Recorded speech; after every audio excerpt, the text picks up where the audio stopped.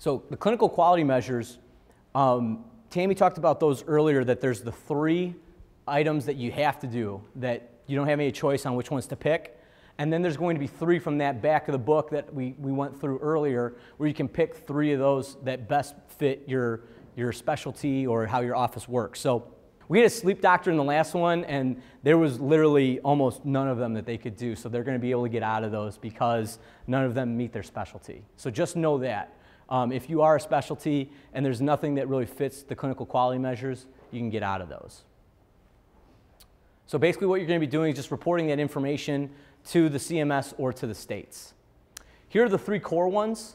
So the 3 core ones in the system are hypertension, preventive care, and here's where that tobacco use assessment comes into play. So this is not just smoking, but also chew and such. And then tobacco cessation. And then the last one's going to be adult weight screen and follow-up. So these are going to be measured primarily through the health maintenance. So in health maintenance already it has built-in items for, let's take tobacco use assessment and cessation. It has those in there already, so that if you talk to a patient about quitting tobacco or what kind of tobacco habits they have, you can click on those things and it will cross over to health maintenance, and they'll show that you provided them, you assessed them, and then you also did the intervention. The other thing is with the adult weight screen, if you put them on a scale and you did that in vitals, that'll also automatically mark off in the health maintenance screen.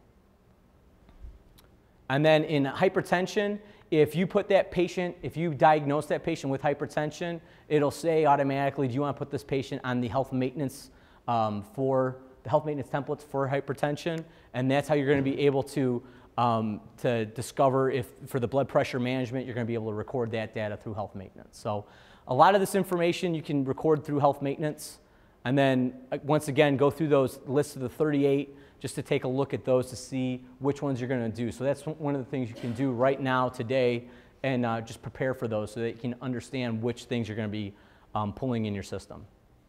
Because we have this clinical quality measures, we're going to have some sort of an extraction tool to get that information out of our system. So this is a little bit different than that reporting user interface I showed this morning. Basically what this is this is just for the clinical quality measures. What it's going to do is you're going to be able to put in what the type of the extraction is, the dates, because of course you have to put the dates in. You're going to want to show where you want to extract that to. And then down here is where you're going to be able to put in the areas you want to extract that information from. So is that going to be from health maintenance, labs, vitals, whichever? You're going to be able to pull that out of that system through those things.